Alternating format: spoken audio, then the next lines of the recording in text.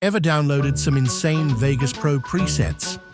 But when you try to use them, boom, nothing works. Yeah, that's frustrating. But don't worry, I've got you. You serious? Here's what you'll be able to do once everything's set up correctly.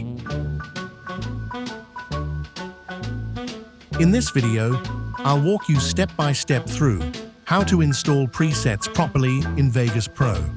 Avoid the unregistered error and make sure your effects actually show up.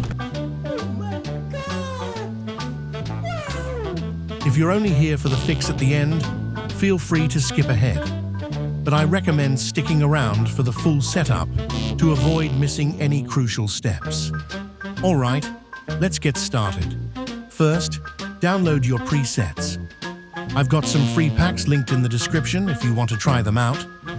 Next, you'll need an app called Presets Manager. It's free and easy to find. Just Google it. Once you've installed it, open your preset files using Presets Manager. Then simply click Copy to System, and boom, you're halfway done. But hold up, a lot of people still get this error even after installing everything. Here's why. Vegas Pro needs specific plugins to run those effects. You'll need Sapphire plugin, Twixtor plugin. Those two are usually enough to make most AMV presets work perfectly.